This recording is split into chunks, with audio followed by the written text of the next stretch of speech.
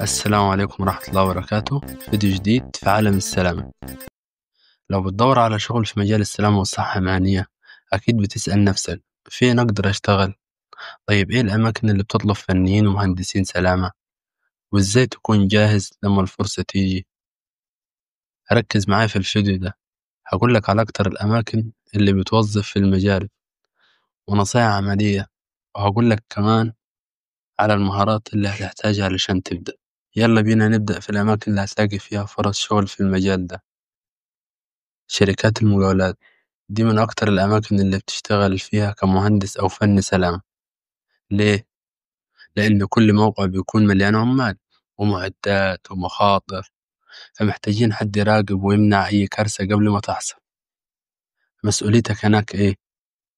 إنك تتأكد إن العمال لابسين مهماتهم، تراجع إجراءات السلامة قبل تشغيل أي آلة، تمنع أي شغل بدون تصريح عمل. في المصانع، الخطر مش بس في الماكينات، لكن كمان في السرعة والتكرار، فهنا المهندس أو الفني دوره يخلي الإنتاج ماشي بس من غير إصابات. فبكده مسؤوليتك تكون إنك تتأكد إن كل معدة آمنة قبل التشغيل، تتابع إجراءات الإخلاء والتعامل مع الطوارئ، تدرب العمال على التصرف السليم وقت الخطر. شركات البترول دي أماكن حساسة جدا، أي تسريب أي شرارة ممكن يعمل كارثة، علشان كده السلامة هناك مش اختيار، كنظام صارم. فمسؤوليتك هناك إنك تتابع إجراءات السلامة مع كل عامل ومعدة، وتتأكد من أدوات الوقاية، وتراجع خطط الطوارئ بشكل دوري. هناك كل تفصيلة بتفرق، حتى طريق المشي في بعض الأماكن لها قواعد. المستشفيات المجال ده مش منتشر بس ضروري جدا، وهيكون له دور كبير الفترة اللي جاية.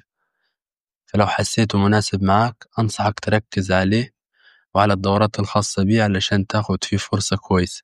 ومسؤوليتك هناك بتكون إنك تحافظ على سلامة المرضى من المخاطر غير المباشرة، ودي بتعرفها تفصيلا في كورس خاص بيها. وإنك تتأكد من سلامة الأجهزة وغرف العمليات وإدارة الطوارئ زي الحرائق أو تسريب الغازات. المولات والأماكن التجارية ودي بيكون فيها زحمة وأطفال وكبار سن، أي موقف طارئ ممكن يعمل فوضى. فدورك كمسؤول سلامة هو إنك تمنع ده قبل ما يحصل. ومسؤوليتك هناك بتكون إيه؟ إنك تتفقد مخارج الطوارئ، وإنك تراجع أجهزة الإطفاء والإنذار، وإنك تتأكد من سلامة المصاعد والسلالم الكهربائية.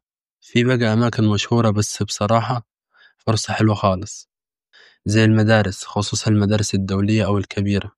دورك فيها بيكون تأمين المعامل ومخارج الطوارئ وخطط الإخلاء والتوعية. وزي المخازن فيها مخاطر تخزين وتحميل ونقل، والسلامة فيها بتبدأ من تنظيم المكان نفسه. وزي كمان زي الفنادق، كل فندق لازم يكون عنده خطط واضحة للسلامة، خصوصا وقت الزلازل أو الحرائق أو الطوارئ. وحاليا في فرص شغل كتير في الفنادق. طيب إيه اللي أنت محتاجه علشان تبدأ في أي مكان من دول؟ طبعا مش هنقول دلوقتي كل حاجة، بس خلينا ناخد فكرة عن المهارات الأساسية اللي لازم تكون عندك علشان تلاقي وظيفة كويسة في المجال. الملاحظة القوية، إنك تقدر تكتشف الخطر قبل ما يظهر، والسرعة في اتخاذ القرار خاصة وقت الطوارئ، والتواصل بوضوح مع العمال ومع الإدارة ومع الضيوف. المعرفة، إنك تكون فاهم القوانين والأنظمة والمواصفات المطلوبة، وكل ما تطور نفسك بكورسات أو تطبق عملي هتزود فرصك في الشغل. آخر حاجة عايز أقولها لك، زي ما شفت مجالات السلامة مش بس في مواقع البناء، لا كمان موجودة في المصانع والمستشفيات والفنادق وحتى المدارس. وكل مكان محتاجك تفكر وتلاحظ وتتصرف.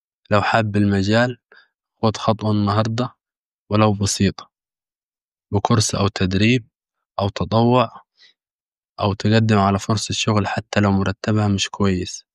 أي خطوة من دول بتزود خبرتك وتخليك جاهز لفرصة أفضل في المجال.